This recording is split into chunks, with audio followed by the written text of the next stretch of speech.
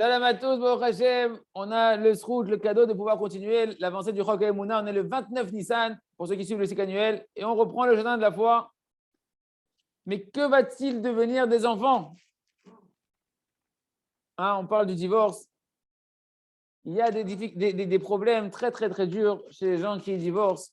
Et un des problèmes qui est répandu, malheureusement, c'est lorsque les enfants, ils sont partagés. Il y a la garde après qui devient une garde partagée.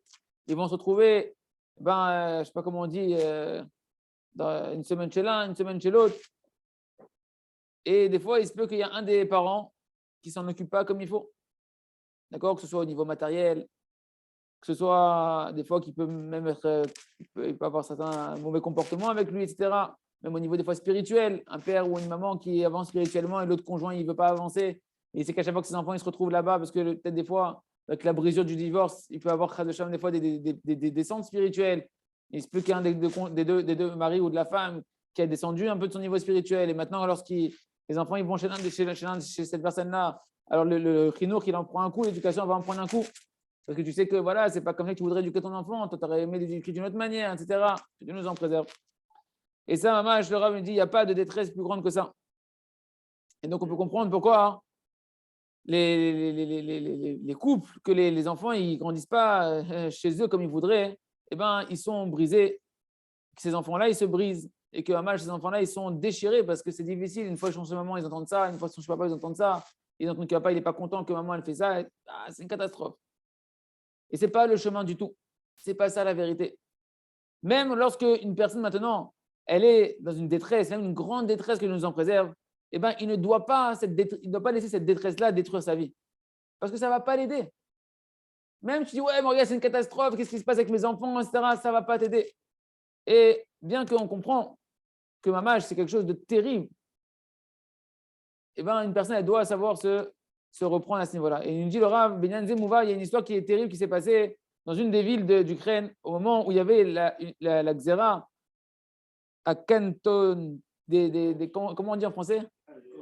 Des cantonistes, oh, Chazak, qui venaient et qui prenaient les enfants, les jeunes enfants juifs pour les rentrer dans l'armée russe, que Dieu nous en préserve. Ken.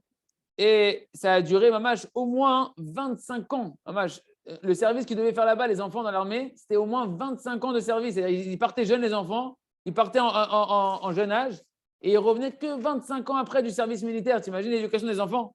Des enfants de 5 ans qui ne connaissaient rien encore à la vie, rien du tout. Et ils étaient pris de leur maison avec force pour les rentrer dans les camps de l'armée, vivant dans des conditions terribles. Avec des gens cruels, des Russes cruels dans l'armée, à Shemishmor, des enfants juifs qui allaient là-bas à 5 ans à Shemishmor. Et c'est des enfants que la plupart du temps, lorsqu'ils ne pouvaient pas voir leurs parents, ils étaient perdus chez les goïms, quoi. Ils grandissaient chez les goïms, sans aucune connaissance de leur famille, etc. Et bien évidemment que ces parents-là, ils faisaient tout pour essayer de fuir et de cacher leurs enfants de ces soldats de l'armée du tsar. Mais, des fois, ils allaient dans les forêts, etc. Et ils essayaient comme ça de pouvoir cacher leurs enfants. Quelques enfants de les sauver de la rafle pour les rentrer dans les armées. Et les enfants, ils étaient apeurés. Et des fois, les enfants, ils étaient pris comme ça, avec cruauté, des bras de leurs parents qui criaient, qui suppliaient, qui imploraient qu'on leur laisse leurs enfants.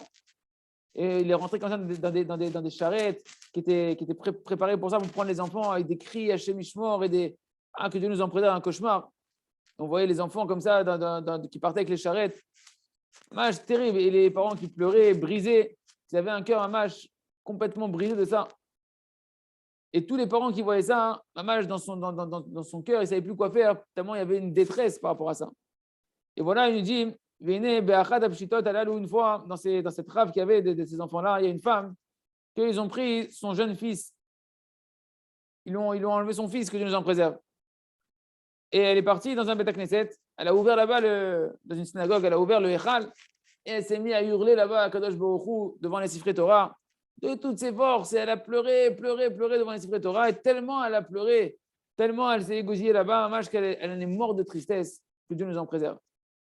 Et cette histoire-là, elle a fait beaucoup de bruit à l'époque, de cette femme-là qui est morte là. Et lorsqu'on a raconté cette histoire-là à Rabbi Nathan de Breslev, Rabbi Nathan Minimirov, que son mari nous protège, l'élève de Rabbi Nachman de Breslev, que lui, bien évidemment, s'est rapporté comment il a énormément prié pour annuler ce décret-là, c'est-à-dire qu'il était conscient de la gravité de ce décret-là. Mais qu'est-ce qu'il a dit quand il a entendu la mort de cette femme-là? Il a dit, si jamais elle s'était tournée vers moi, si jamais elle serait venue me voir, alors je lui aurais conseillé autre chose. Je leur ai dit, regarde, renforce-toi, prends tous les jours, au lieu d'aller mourir de tristesse en criant ta prière, prends tous les jours un moment fixe où tu vas prier à Kadosh Baruch Hu, avec tous les jours un moment, une demi-heure, 1 heure par jour, tu vas prier à Kadosh Baruch Hu, qui puisse t'aider à retrouver ton fils, qui te ramène ton fils.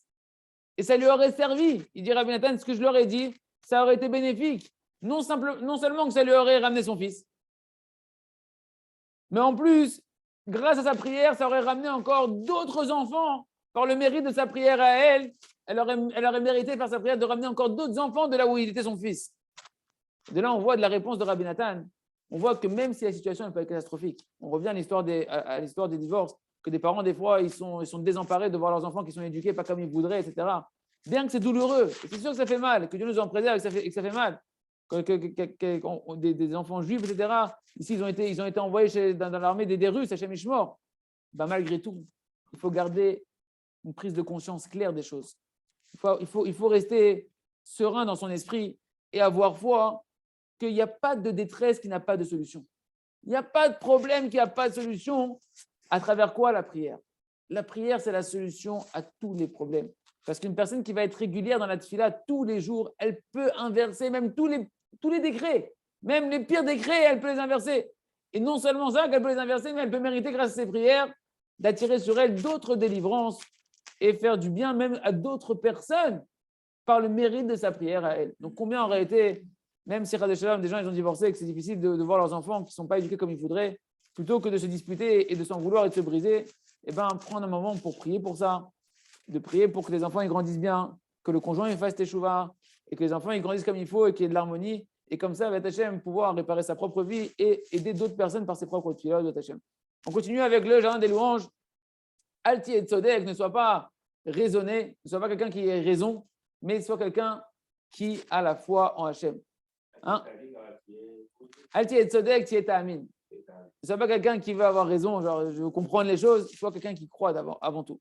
Rappelez-vous, on parle de l'histoire de ce juif qu'ils ont fait le seder de Pessah dans l'hôpital et que finalement ils ont passé un seder extraordinaire à aider les gens là-bas et après avoir leur seder avec une lumière extraordinaire.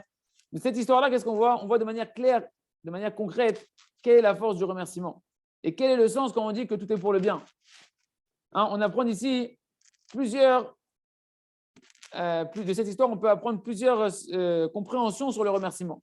N'est-ce pas? Parce que lorsqu'un homme déjà il se tient dans l'épreuve, alors c'est très difficile. Au moment de l'épreuve, c'est difficile.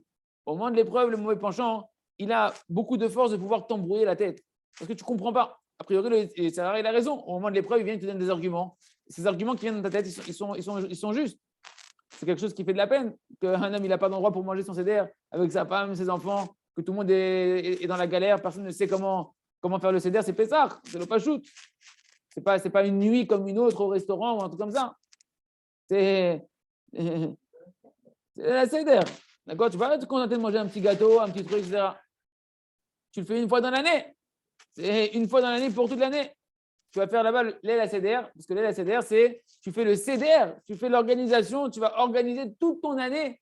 Le seder, c'est-à-dire l'organisation. Ça va organiser toute ton année. Une fois dans l'année, tu fais le seder pour toute l'année.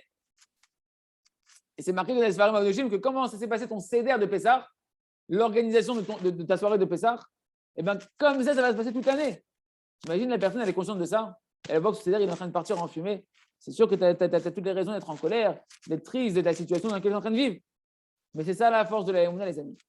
Chez El Klalim, il n'y a pas dans la Emouna, il n'y a plus de principe. Il n'y a pas de tzodek que j'ai raison, j'ai pas raison, etc. La Emouna, elle te dit un homme, il doit jeter son intellect, il doit jeter ton intelligence à ce moment-là, ton raisonnement. Parce qu'au moment de l'épreuve, il n'y a pas de possibilité pour l'homme de comprendre avec son intelligence le bien qui est caché ici. Tu ne peux que t'appuyer au moment de l'épreuve sur la Emouna, sur la foi et avoir foi, de croire d'une forte foi que tout est pour le bien, sans comprendre pourquoi c'est pour le bien pour l'instant. C'est ça toute l'épreuve. Et donc, c'est là-bas que tu vas travailler ta foi jusqu'à pouvoir remercier Akadosh Baruch Hu et de dire merci Akadosh Baruch Hu. Merci Akadosh Baruch Hu que tu m'as organisé. C'est un jeu de mots. Organiser, c'est Sider. Et le Seder, c'est le Seder de Pessah. Tu m'as organisé un tel Seder. Et de dire Akadosh Baruch Hu, merci Hachem, Akol Beseder. Tout va bien, on dit en hébreu, Akol Beseder. Tout va bien. Et se réjouir du Seder, de l'organisation qu'Hachem il a organisée pour toi. Et d'avoir foi chez Seder, chez Seder Echad, Kol Hachem Achitov. Que ce Seder-là que est en train de passer ce soir-là, c'est des jeux de mots en fait qui fait le rave. C'est ce qui va organiser ta vie de la meilleure manière pour toi. Toute ton année va se passer encore mieux si Hachem a décidé que ton Seder il se passe comme ça. Accepte-le. Et comme il s'est passé véritablement en fait, dans la suite de l'histoire, qu'ils ont fini par passer une soirée extraordinaire où ils ont aidé des gens, ils ont réjoui des gens, ils ont réjoui les malades, que ils étaient sans leur famille, etc. Et des mérites extraordinaires qu'ils ont acquis pour tous les jours de leur vie, pour eux, lui, sa femme et ses enfants. Et en réalité, c'est comme l'histoire qui est ramenée dans plusieurs endroits qu'on connaît, qui est très connue, sur Rabbi Akiva, qui était en chemin. Vous connaissez l'histoire de la Gemara Gdosha, que Rabbi Akiva était en chemin, qu'il n'a pas trouvé il n'a pas trouvé d'auberge pour aller dormir, il n'y avait pas d'hôtel, il n'a pas trouvé d'hôtel pour aller passer la nuit. Il devait dormir où ça? Dans un champ comme ça. Et voilà qu'il y a un lion qui est venu. Et le lion, il a dévoré son âne. Et après, il s'est fait manger par un chat son coq. Et après, sa lumière, elle s'est éteinte. Et au final, il s'est réveillé le matin. Et lui, à chaque instant, qu'est-ce qu'il disait, Rabbi Akiva? Tout ce que j'ai mis fait, c'est pour le bien. Mon âne, il a été mangé. Akol et Tova. Même s'il ne comprenait pas là-bas. Il n'avait aucune intelligence avant de comprendre pourquoi ma voiture, elle s'est fait défoncer, en fait. C'est son âne, c'est sa voiture. Elle s'est fait ratatiner. J'avais un réveil, une montre, on me l'a éclaté en morceaux. Pourquoi? Je ne sais pas. J'avais une lampe torche pour aller dans la nuit, etc. On me l'a cassé aussi. Et lui, il dit Akol et Tova, et je ne comprends pas pourquoi. Jusqu'à ce que le matin, quand il s'est réveillé, tout le monde connaît l'histoire, qu'il s'est rendu compte que, mamash, en réalité, il y avait des ennemis qui étaient venus ici, qui avaient saccagé la ville, qui avaient saccagé les auberges, etc. Et Rabbi Akiva, il avait été sauvé du fait de tout ce malheur-là, parce que justement, il n'avait pas d'âne qui brillait, pas de coq qui faisait du bruit, ni de lumière pour le repérer. Et donc, il a pu se sortir intact alors que des gens qui sont passés dans cette soirée-là. Et bien qu'au moment où il a eu son épreuve, il ne comprenait pas du tout ce qui se passait. Mais au final, il a pu comprendre, mamash, véritablement, que c'était un bien véritable, qu'il a été sauvé. Mais toute la grandeur ici, c'est que Rabbi Akiva, il a eu la foi sans comprendre au moment de l'épreuve le bien qui se cachait derrière. Et parce que justement, il a été tellement fort dans sa foi, dans cette foi-là, que tout était pour le bien, mais qu'il ne comprenait pas, on lui a montré après le bienfait qui était caché derrière les soi-disant malheurs qui lui étaient arrivés. Mais cette capacité de pouvoir voir le bien qui se cache derrière une situation qui peut se paraître tragique ou embêtante, etc., eh ben, ces yeux-là ont été donnés en fonction de combien tu vas traverser ton épreuve avec la foi, sans comprendre. Ah, tu as eu foi en Hachem, sans comprendre Hachem, alors que Hachem ne pouvait pas le comprendre, tu avais l'impression qu'il faisait du mal. Et une fois qu'il est bon, eh ben, en récompense, on va te montrer qu'il était véritablement bon et tu vas voir avec ton intelligence après véritablement le bien qui était caché derrière. On continue avec le livre à travers champs et forêts, merci Hachem, pour faire notre heure d'Idbod des doutes. Et donc, Rabbi Nathan nous dit, on est dans les mots de Rabbi Nathan, rappelez-vous qu'on est en train de réparer la notion du jugement, apprendre à juger correctement Hachem et ne pas avoir une vision d'un jugement erroné de la main d'Hachem envers nous. On nous dit Rabbi Nathan, et ainsi, dans tout ce qu'un homme il traverse, un homme il doit avoir foi que Hachem Yitbarach, c'est sûr qu'il est droit dans son jugement et que Akadosh Baruch Hu, il n'essaye pas Chazé Shalom, il ne met pas un homme dans une épreuve qu'il ne peut pas tenir. Toutes les épreuves que tu traverses, Hachem et les amis, peser sur mesure pour toi. Et donc, bien que toi, d'après ton intelligence, tu dis, mais attends, c'est trop dur, je ne peux pas tenir ces épreuves-là, elles sont trop dures pour moi, etc.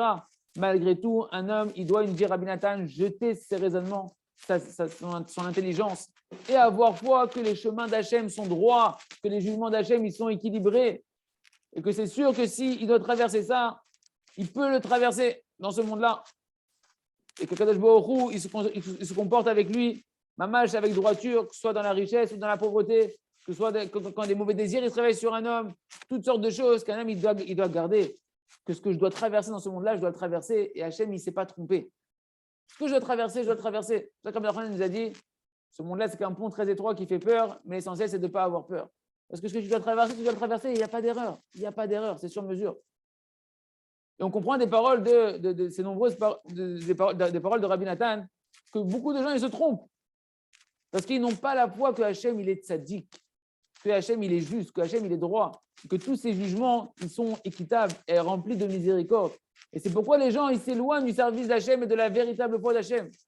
Et quand Kadosh Baruch Hu, il veut nous rapprocher, il veut les rapprocher, chacun d'entre nous, il veut nous rapprocher de lui, et que maintenant Kadosh Baruch Hu, il va nous faire des petites réprimandes pour nous remettre sur le droit chemin, pour nous dire que tu n'es pas sur le bon chemin, et qu'il nous envoie des petites souffrances pour nous dire, attends mon fils, tu es en train d'aller dans le mauvais chemin, je suis obligé de te taper un peu sur les doigts pour te mettre sur le bon chemin. Et ça, les gens ne comprennent pas. Ils ne comprennent pas ce qui est marqué dans le verset de Shlomo Amelech qui nous dit que celui qu'Akadosh Baruch Hu, il aime, il le réprimande, comme un père qui aime son fils. Alors eux, à ce moment-là, ils se rebellent, ils n'acceptent pas ces souffrances-là. Ils ont l'impression qu'Hachem, il leur fait du mal. Et ils endommagent leur émouna. Et ils endommagent quelle émouna? Dans le jugement d'Hachem. Comme si qu'Hachem, il fait des choses envers eux qui est injuste. Et au lieu de se réveiller des petites souffrances, on a dit encore une fois, les souffrances, c'est rien. Des fois, c'est rien que mettre ta main dans ta poche.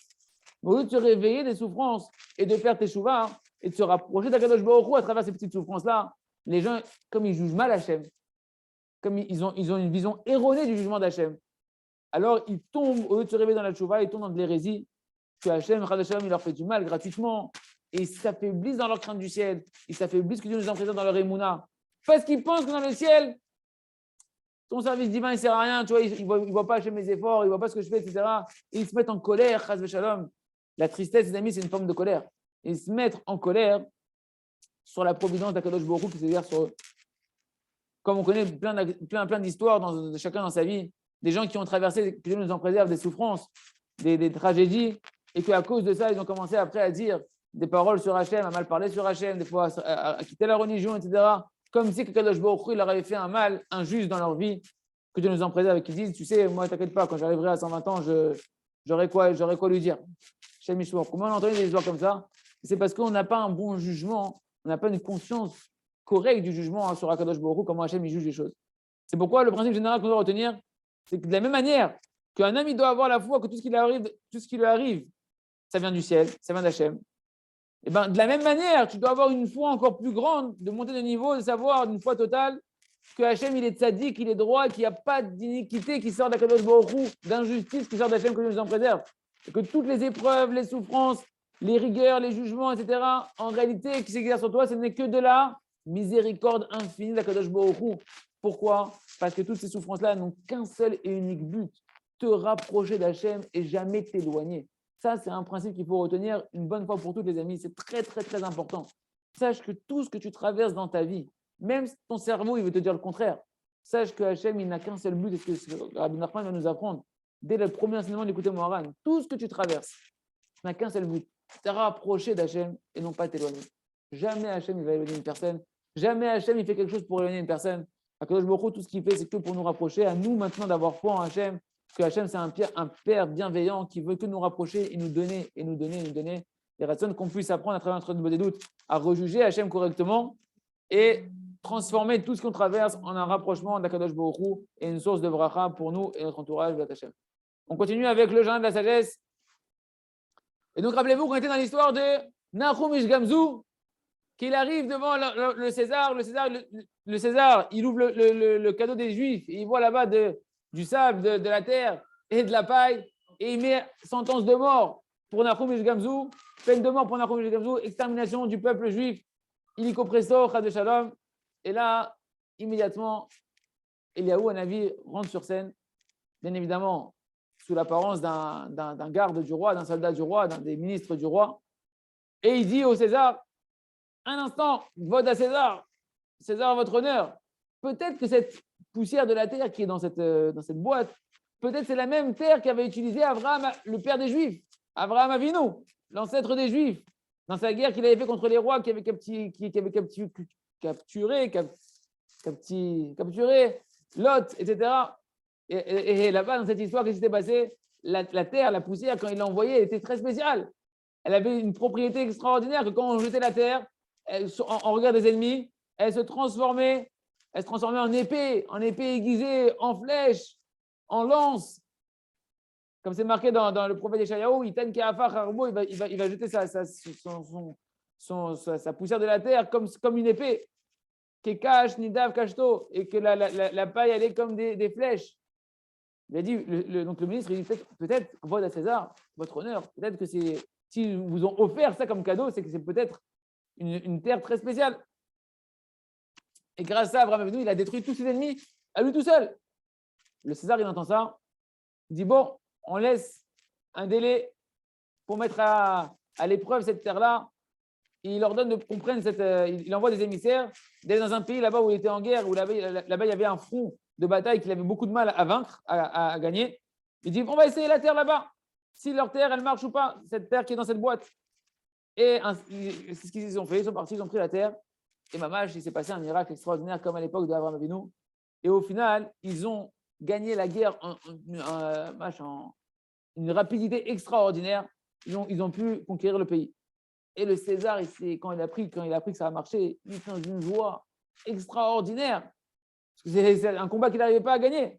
Et donc, tout de suite, il a ordonné qu'on fasse rentrer Nachomish Gamzou dans le palais du roi, dans le salle des trésors du roi. Et là-bas, ils ont rempli la boîte des Juifs. Ils l'ont rempli avec des pierres précieuses, ils l'ont rempli avec des diamants, etc.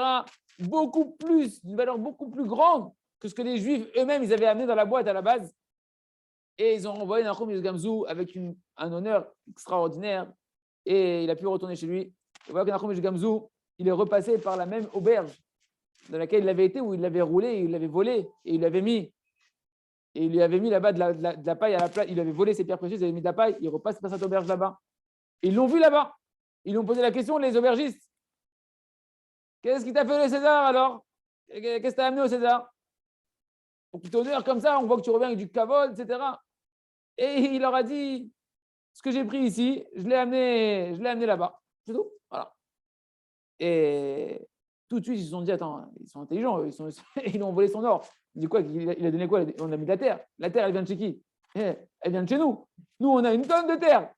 Si le César, il a fait des honneurs comme ça pour un petit bout de terre, comme ça, dans une boîte qui vient de chez nous, qu'est-ce qu'ils ont fait? Ils ont commencé, ils ont pris des sacs et des sacs, ils ont rempli de terre, ils ont envoyé des fourreaux, des charrettes. Ils ont dit, tu sais, là-bas, les Juifs, la terre qui t'a amené, c'est la terre de chez nous. Voilà, on t'envoie et tout, combien tu veux pour ça? Et le César, il a essayé la terre, comme il a fait avec celle du Juif. Et il voit cette fois-ci que la terre, elle n'a aucun effet. Et donc, Kaviachol, ces aubergistes, se sont moqués de lui. Et donc, il les a emmenés à la potence, il les a tués. Et bien évidemment, sauf Ganav Likia, la fin de celui qui vole, c'est d'être pendu. Et donc, ils ont été pendus. Et on voit comme ça, les amis, la puissance, on verra, on détaillera encore plus demain, Beth Hashem, dans le prochain shiur, combien un homme ne doit pas se culpabiliser au moment où il a l'impression qu'il fait des erreurs, qu'il se dit, attends, mais j'aurais dû faire ci, oh là là, quelle catastrophe, de garder cette mimoute-là que Hashem, à travers tes erreurs, il a préservé, il a préparé ce qu'il y a de mieux pour toi. Mais toi, tu dois continuer à avancer avec Hashem. Que c'est Hashem qui fait tout, qui fera tout. Tout ce que Hashem fait, c'est pour le bien. Et tu pourras voir au final combien Hashem il avait eu raison. Que toi, tu te trompes ou que tu manques de vigilance à un moment donné et que un mal, c'était pour ton bien. Et que c'est ça la timimout qu'on apprend de Nachum et Gamzou, de savoir rester besimcha, confiant en soi-même, confiant en Hashem, sans se culpabiliser dans aucune situation. On continue avec le Sefer.